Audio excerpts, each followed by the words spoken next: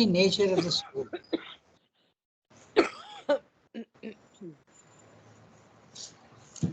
It is the very nature of the soul or the psychic being to turn towards the divine truth as the sunflower to the sun. It accepts and clings to all that is divine or progressing towards divinity and draws back from all that is a perversion or a denial of it, from all that is false and undivine.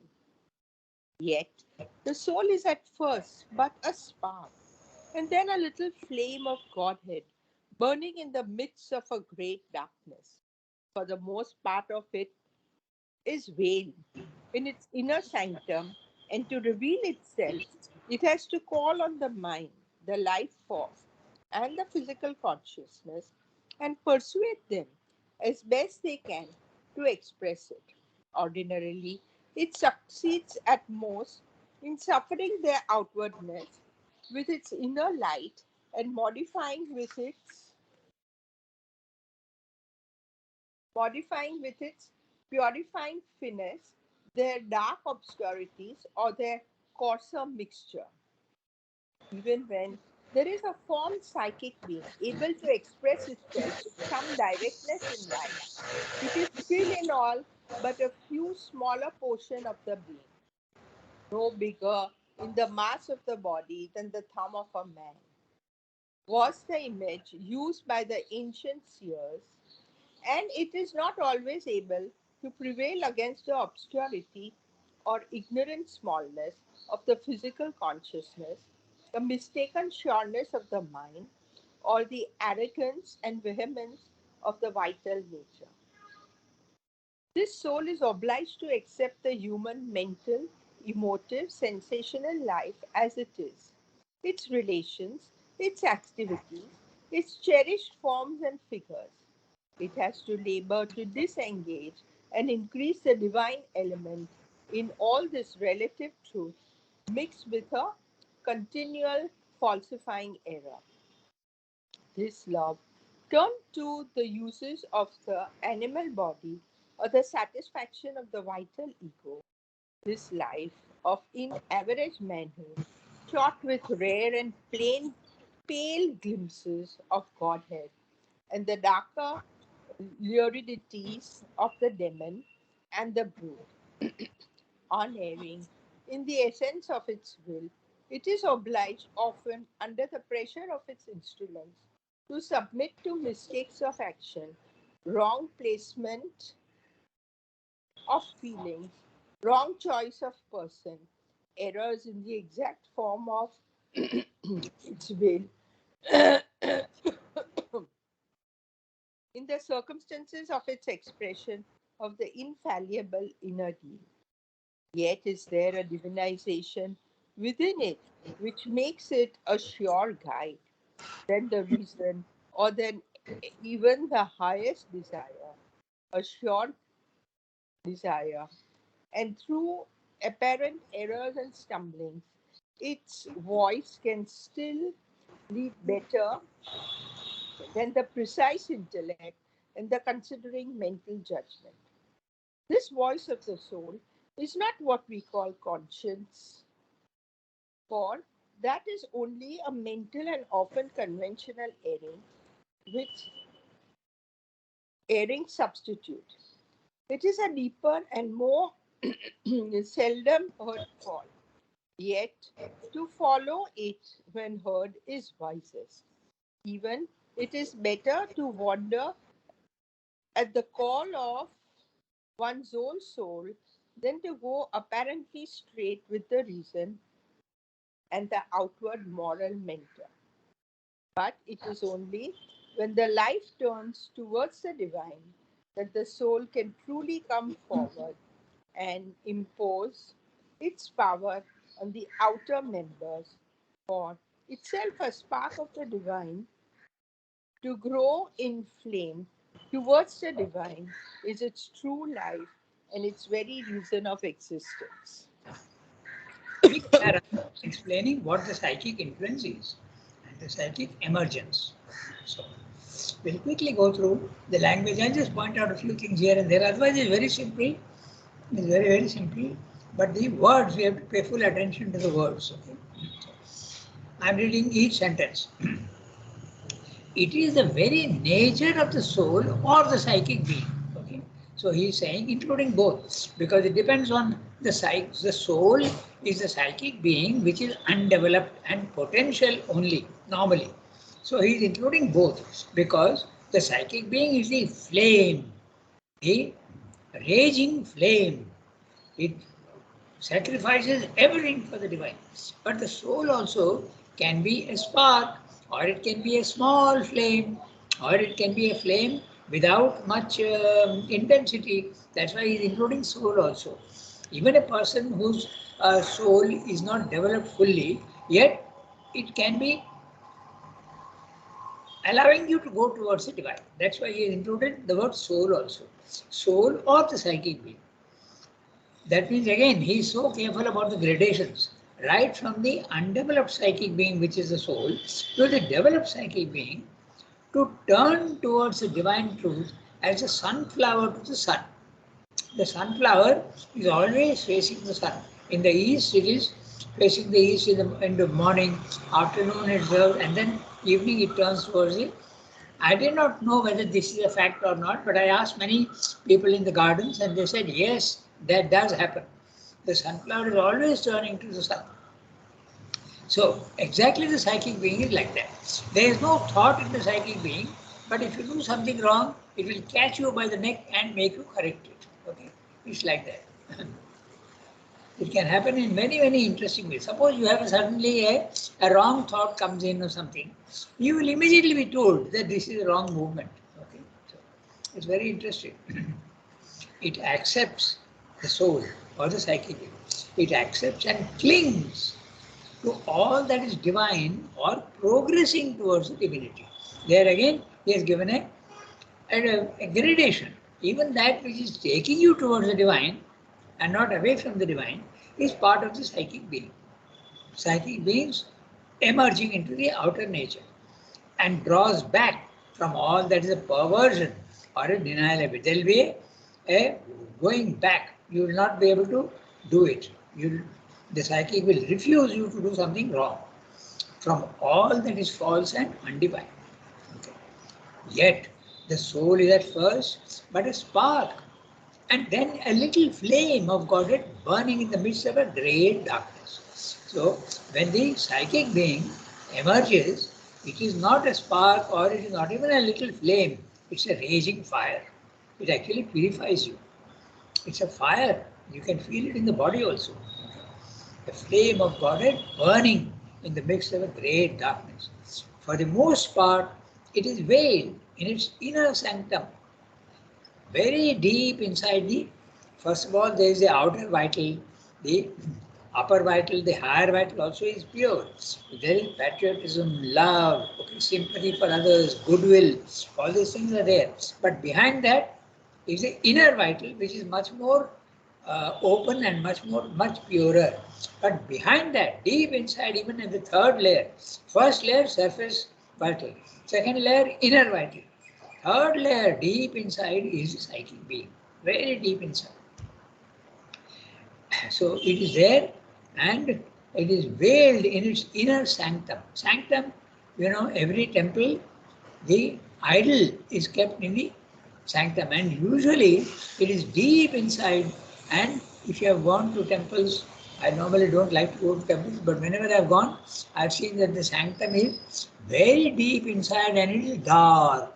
And the symbol is, the idol is there of the divinity. It is a symbol of the psychic being sitting deep inside you, inner sanctum.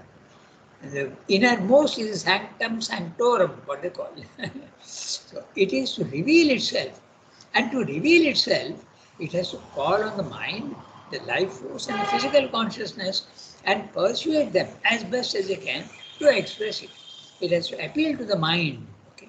Become pure, get rid of wrong thoughts. It has to appeal to the life force. Don't get petty desires and wrong movements, get rid of them.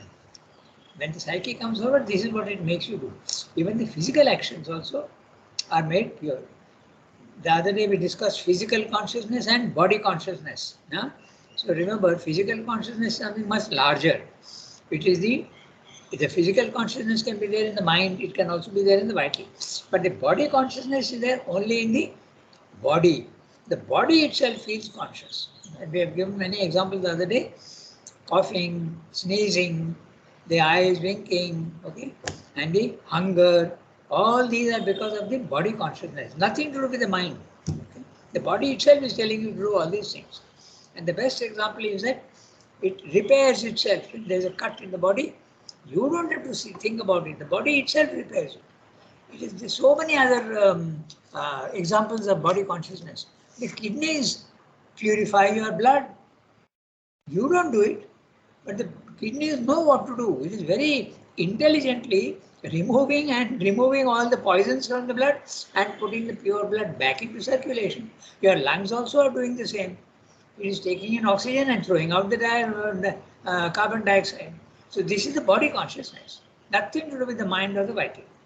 Pure body consciousness, which is not the physical consciousness. Physical consciousness is your consciousness which is affected by the darkness of the body.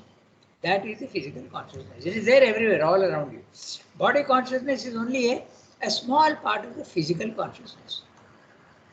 And when that physical consciousness becomes pure, the physicality gets less and it becomes pure and transparent. If the physical consciousness is there, it is dark and it is also smoky. Okay? But when the consciousness becomes pure, the smokiness disappears, the darkness disappears, it becomes clear, transparent. And if you are absolutely pure in the consciousness, it becomes even a halo, okay? A luminous light around your, the aura around your head becomes the halo. Okay? That also is there in very developed people. Okay. So, burning of a then little. So he has given 3 gradations. First of all, it's a spark, then it's a little flame, then a burning in the midst of a great darkness. For the most part, it is veiled in its inner sanctorum, and to reveal itself, it has to call on the mind, life force, and physical consciousness and persuade them as best as they can to express it.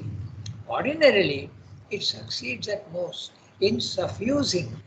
To suffuse is to enter into something and percolate and fill it up. Suppose you have a glass of water and you drop one drop of any one color, it slowly suffuses the whole glass. Okay, so this is what is a very interesting word. It succeeds in influencing. Little drop of the psychic influence comes into the body mind life and enters everywhere, but it gets diluted. It succeeds at most in suffusing their outwardness with its inner light and modifying with its purifying fineness. It purifies in the fine. It is not gross. It is not rough. It is very fine, okay, very subtle. Purifying fineness, their dark obscurities or their coarser mixture. So dark obscurity is light and this coarser mixture, the substance itself is coarse. Okay? In fact, when the psychic being comes forward, the coarse substance in the body starts coming out. Okay? I have got many examples, but one example now I can tell you because of Temiben. Okay? Temiben used to have a very bad skin. Okay? Eczema like. So she asked mother what to do about it. The mother said that when you reject the impurities of the mind, they go down. They settle in the vital. And when you purify the vital, it comes out into the body. And when you remove it from the body, where does it go? It goes into the subconscious and inconscient, finally. So all that you have been through all your lives is stored in your inconscious. You can recover it. You know what you have been at some point in life. It's like, if you clean a room, the dirt doesn't disappear. Nah? It is put into a dustbin.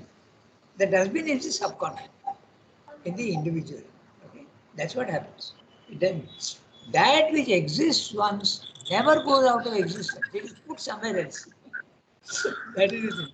So this is what he's saying. the coarser mixture. I go to the next sentence. Even when... May I ask a question? Yes, go ahead.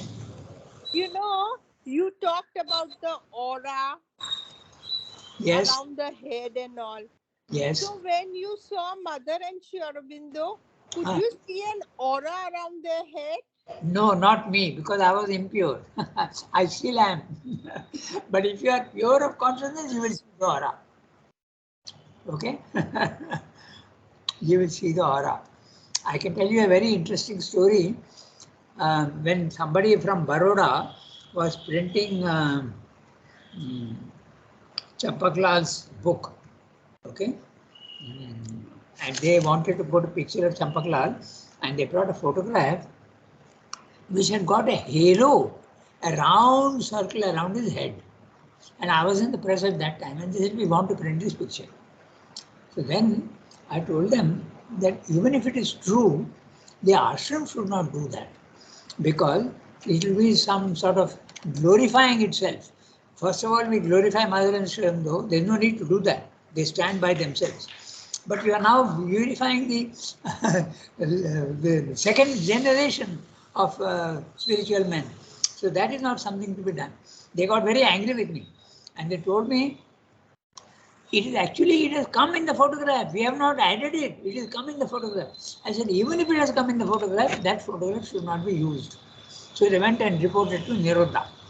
And Nirodha called me and said, what? Why are you refusing to print that picture? Then I told him that Nirodha, do we want to advertise our own greatness? So he saw the point and he said, you are absolutely right. And he told those people that no, don't do that. So the aura can be seen when you are pure. The aura is there for everybody, na? But it's not a luminous aura around the head. It is there all around you, 1 centimeter, all over your body. When you are sleeping, it becomes even smaller. And when you are active, it becomes slightly larger. But those who are spiritually developed, it becomes a luminous, quite a large it becomes. In fact, sometimes it can go even 100 meters. Mother said that her aura goes right up to the lake. Imagine, 7 kilometers. So all those who are in that aura are protected by her. Willy-nilly, whether you want it or not, you are protected. She used that. She said, my aura goes right up to the lake. And Sri Aurobindo aura, she also felt it when she was entering from in the boat from Sri Lanka, first time when she was coming. So that's the aura. But everybody can't see it. Only when you are pure, you don't see. I certainly did not see. Making the record very clear. Okay? So, only if you are pure, you will see that. Okay. Now, I continue with the... Even when there is a formed psychic being, formed means absolutely clear and developed, able to express itself with some directness in life, it is still in all but a few, a smaller portion of the being, no bigger in the mass of the body than the thumb of a man. The image used in the Upanishads, Angushtamatra Purusha, was the image used by the ancient seers. And it is not always able to prevail against the obscurity or ignorant smallness of the physical consciousness, the mistaken sureness of the mind. Now look at that. Even when you are sure of something, there's a nature of the mind. People who are ignorant insist on their opinion, and they feel that it's right. Actually, the wiser you get, you know that you're the more flexible and the more accommodative you become when you become wider and wiser and wider also. Okay, so the mistaken sureness of the mind, you have to get rid of that, and the arrogance and vehemence of the vital nature. There are some who will insist that you should do what I am saying. So that is absolutely, that is the arrogance. These are the impurities in the vital. And the mistaken sureness is a mental impurity. This soul is obliged to accept the human mental, emotive, sensational life as it is, its relations, its activities, its cherished forms and figures. The psychic being has to accept it at first. Yes, that is what it is, but I have to change it. That's what the psychic being's attitude should be. It has to labor to disengage and increase the divine element in all this relative truth mixed with a continual falsifying error. The error falsifies it and continuously it is falsified. This love turned to the uses of the animal body. All our human love is nothing but lust mixed with it. It depends on if the person is very tamasic and rajasic, then the element of lust is more. And if he is very, very sattvic, the love is purer, but still there is an element of lust in it. Okay? So, but even if there is no lust, okay, the love of a mother for the child and the child's love for the mother, there is an element of egoism. There may not be any lust in it, but there is an egoism. The mother expects the child to do something for her in old age. That's what happens. And the children also always expect the mother to do something which they want. So it is impure. Divine love is pure. Human love is always impure. It can become more and more pure, but still the element of impurity is always there in the human love. This soul is obliged to accept the human mental, emotive, sensational life as it is, its relations, its activities, its cherished forms and figures. It has to labor to disengage and increase the divine element in all this relative truth mixed with a continual falsifying error. This love turned to the uses of the animal body or the satisfaction of the vital ego. This life of an average manhood, shot with rare and pale glimpses of Godhead, and the darker luridities of the demon and the brute. The word luridity is very interesting. Okay, it is shining with an unnatural red glow as of fire seen through smoke. It's not a pure glow, it's a reddish glow, but seen through smoke. That's a lurid. Something unhealthy about it. Okay, lurid of the demon and the brute. Unerring in the essence of its will, the psychic being, it is obliged, often under the pressure of its instruments. Which are the instruments? Body, mind, life. To submit to mistakes of action.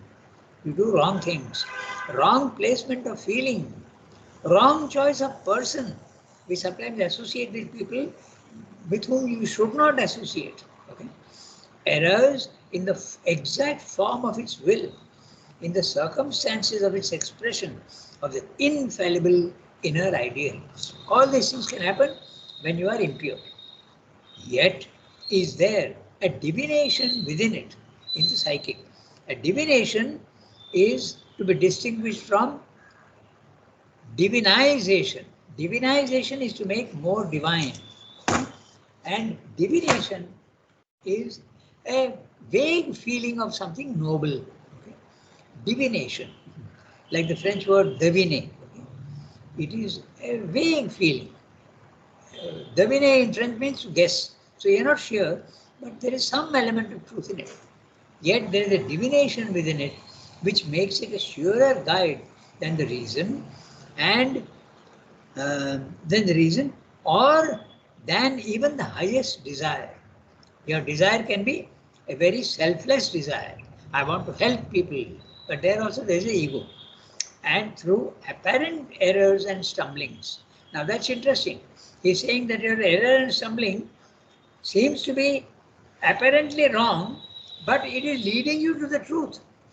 This is always, he says always this. Error, unless you make an error, how will you know the truth? It's very interesting. So you should not be afraid of errors. You should learn from errors. Errors are steps on the way and you must make full use of them. Should not repeat it, but you must make full use of it. It is to be used as a scaffolding. Apparent errors and stumblings, its voice can still lead better than the precise intellect and the considering mental judgment. This voice of the soul is not what we call conscience, because conscience is a mental concept. Okay, conscience is linked with morality, which is made by the mind. It is mind-made rules which constitute morality and ethics. But the spiritual correctness is not morality at all. It is not constructed by the mind. It is something natural that comes from the self, the spiritual planes of consciousness. It may actually be contrary to moral considerations also, the spiritual truth. This voice of the soul is not what we call conscience, for that's only a mental and often conventional erring substitute. Okay? Conventional. In certain circumstances, you feel that this should not be done. So it may be valid for a certain time, but it's only a convention. It's not true at all. Okay? It's a deeper and more seldom heard call. One good example of a conventional thing is monogamy.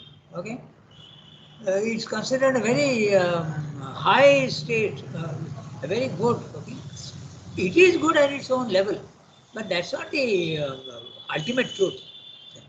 In India, polygamy was not at all uh, unusual. Okay, remember uh, the Pandavas, okay, and also in the uh, Mahabharata also the Pandavas, 5 husbands, one. Of course, it's a symbol, but it's not. The Rajas used to have many wives, okay, and in many cases also, even today in India it is like that. It's not. It is looked down upon because of a convention, okay? Because there are other values that come. Yeah. Anyway, we won't go into that subject. It's a deeper and more seldom heard call. It's much rarer. Morality is different from the psychic guidance. That's what he's saying. Yet to follow it when heard is wisest. Even it is better to wander at the call of one's soul than to go apparently straight with the reason and the outward moral mentor. He's using the word mentor for morality. It's very useful when you are undeveloped. You definitely need morality when you are not pure and average person. You have to be moral. But at the spiritual level, morality disappears. But it is only when the life turns towards the divine that the soul can truly come forward and impose its power on the outer members. For itself a spark of the divine, to grow in flame towards the divine is its true life and its very reason for existence. So the psychic emergence is one of the major events in a spiritual life. In fact, it is the safest. It's much more safe to get the psychic to come forward than to go up and get the self. That can be dangerous. Okay, now we go to the next para at a certain stage in the yoga. So, yes, go ahead. At a certain stage in the yoga, when the mind is sufficiently quieted and no longer supports itself at every step on the sufficiency of its mental certitudes, when the vital has been steadied and subdued, and is no longer constantly insistent on its own rash will, demand, and desire, when the physical has been sufficiently altered not to bury altogether the inner plane under the mass of its outwardness, obscurity, or inertia, an inmost being hidden within and felt only in its rare influences is able to come forward and illumine the rest and take up the lead of the sadhana. Its character is a one pointed orientation towards the divine or the highest, one pointed and yet plastic in action and movement. It does not create a rigidity of direction like the one pointed intellect or a bigotry or of the regnant idea or impulse like the one pointed vital force. It is at every moment and with a supple sureness that it points the way to the truth, automatically distinguishes the right step from the false, extricates the divine or Godward movement from the clinging mixture of the undivine. Its action is like a searchlight, showing up all that has to be changed in the nature. It has in it a flame of will insistent on perfection, on an alchemic transmutation of all the inner and outer existence. It sees the divine essence everywhere, but rejects the mere mask and the disguising figure. It insists on truth, on will and strength and mastery, on joy and love and beauty, but on a truth of abiding knowledge that surpasses the mere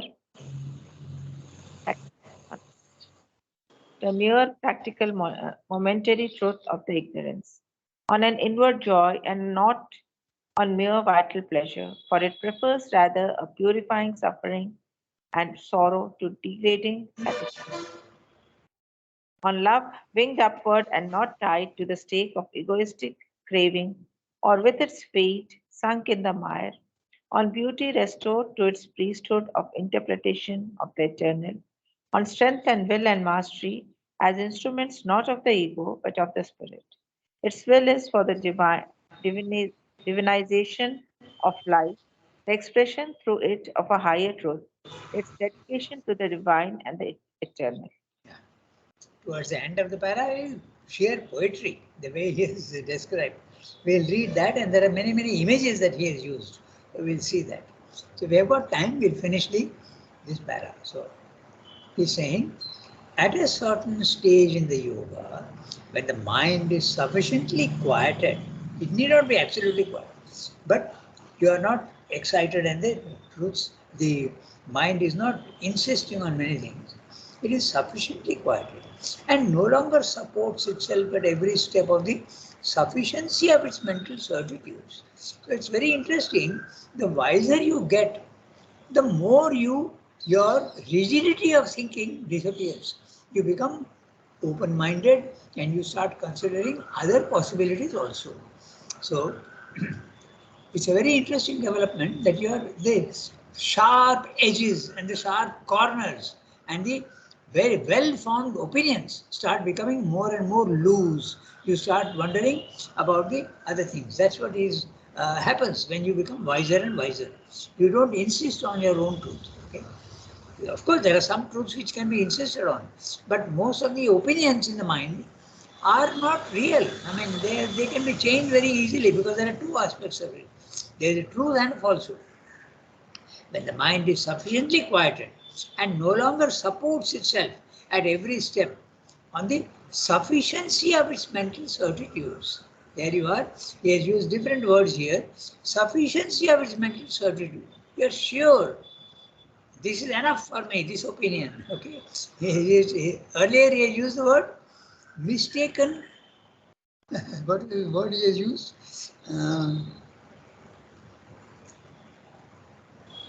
In the previous para, he has used a very interesting word, mistaken sureness. So, it's a mistaken sureness of the mind, but here he's saying sufficiency of his mental certitudes. Look at the flexibility of the language, how he expresses the same thing with different words. When the vital has been steadied and subdued and is no longer constantly insistent on its own rash will, demand and desire. When the physical has been sufficiently altered, now note that when you enter the yoga, even the body starts becoming more and more flexible and it starts being remodeled. Okay, in Siddhartha's yoga. In the other yogas, you reject the body mind in life. You don't concentrate. But in Siddhartha's yoga, even the body starts becoming purer. The substance starts becoming purer and it is remodeled. Like an old house with crumbling walls and dirty places, it is remodeled. Okay. That's what happens. Very clear, he's saying, he's insisting. See, he's saying, physical has been sufficiently altered. So pay full attention to that. Okay. It is something that happens to everybody. I'll only mention two. Okay. One was Jiddu Krishnamurti. Okay. He used to talk about it as a process. He used to have pain, and it is a process being done. In Sri Aurobindo's case, I give you that Sri Aurobindo said his mind was, it used to be drilled. So much pain he used to get. Okay, the old ideas have to be taken out. He says my mind used to be drilled like a drill, making a hole in the mind. And Sadhguru, okay, Sadhguru also, he almost died when his body was being remodeled. Okay, there were people who looked after him. So this is exactly what is when the physical has been sufficiently altered, not to bury, not to bury altogether the inner flame under the mass of its outwardness, obscurity, or inertia. All three are different. Outwardness, the physical world is more real to you than the inner. Obscurity, not the right way of looking at things. Or inertia, even laziness can be there. Okay.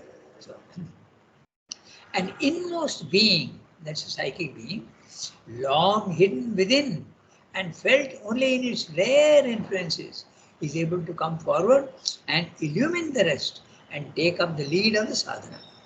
Its character is a one-pointed orientation towards the divine or the highest. Now, one-pointed orientation, and in the other paragraph he has said like a sunflower.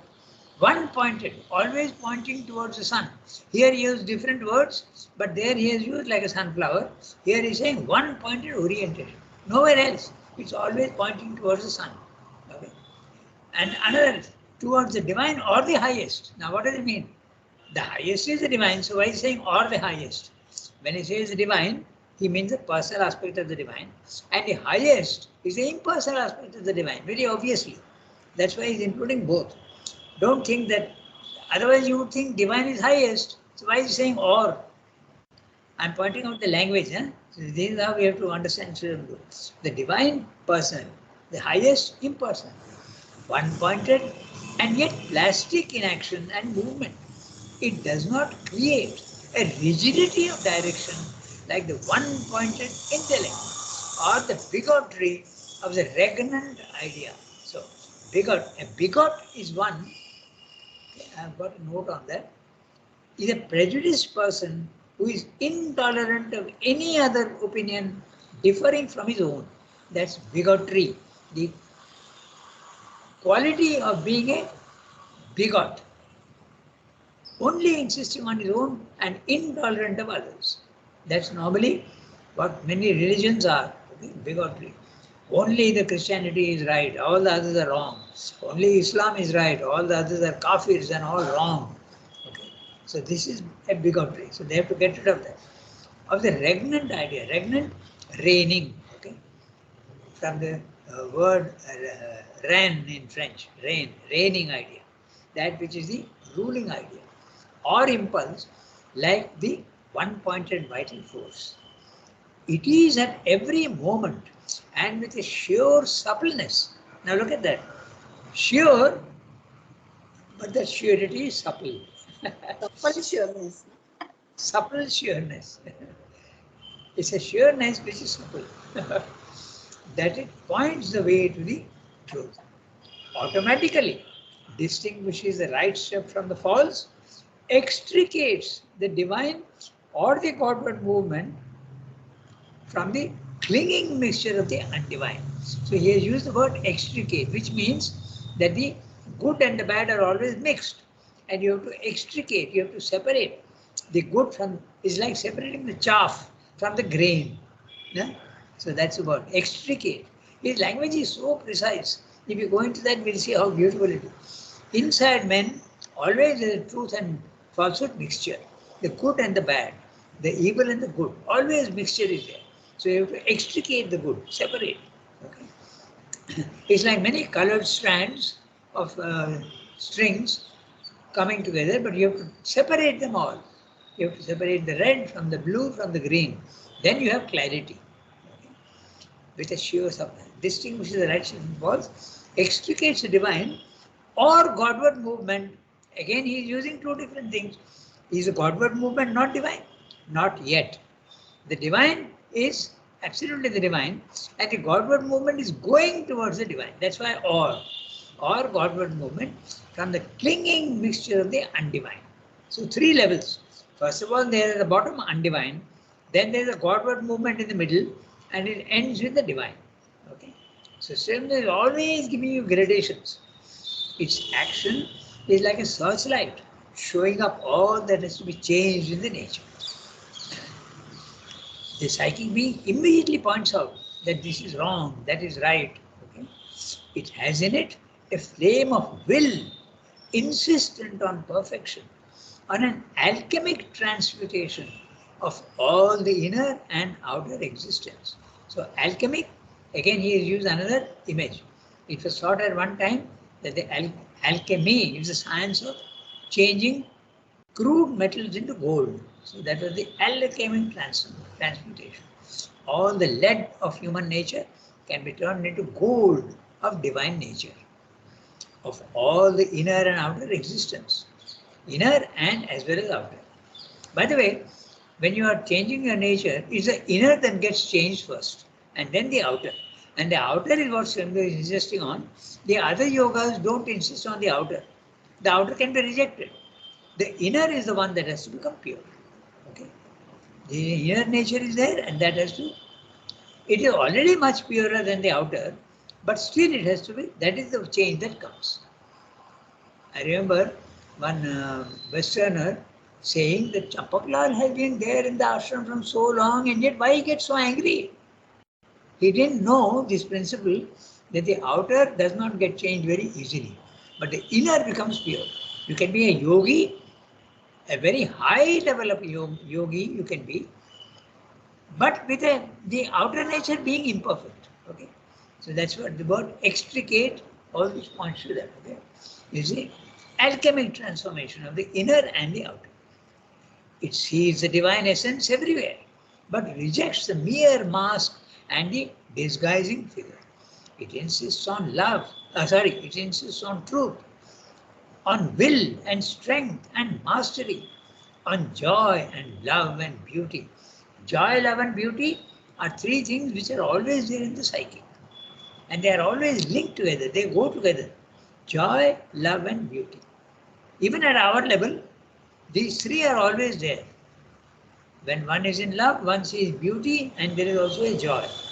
And when there is beauty, you see also love can be born and joy. Joy is definitely there in beauty, but love also can come. But on a truth of abiding knowledge that surpasses the mere practical momentary truth of the ignorance. Now see that. Even in the ignorance, there can be a truth which is applicable in certain circumstances, but not forever. So again, clarity and precision of Srinivas language. On an inward joy and not on mere vital pleasure. For it prefers rather a purifying suffering and sorrow to degrading satisfactions. It makes a great difference. When you want to get rid of something, it can cause you a little bit of pain, there can be suffering, but still that is far superior to a degrading satisfaction. It pulls you down. On love, winged upward and not tied to the stake of egoistic craving or with its feet sunk in the mire. 2 images. First of all, love winged upward and not tied to the stake of egoistic craving. Sometimes when your birds are, their wings are clipped and they are tied to a stake, okay, you can't fly. Or with its feet sunk in the mire. Quicksands and mixture of mud and water, that's it. You can't extricate yourself very easily from there. It's difficult. On beauty, restored to its priesthood. Now that's interesting. He's using the word priesthood. The priest is one who connects you, your individual, to the divine. So beauty can do that. That's why the pursuit of art, okay, actually purifies your being. That's what. Beauty is a priest. When you see beauty, you are nearer to the divine than when you don't see beauty. In its priesthood of interpretation of the eternal, on strength and will and mastery as instruments, not of the ego, but of the spirit. Its will is for the divinization of life. There you are. Now you have the distinction between divination and divinization. Life itself starts becoming more and more divine. The expression through it of a higher truth. Its dedication to the divine and the eternal. So, I've again crossed by 2 minutes the time. Okay. But a beautiful para and giving you the essence of what the psychic emergence is. It's one of the high points of spiritual life when the psychic comes forward. Okay.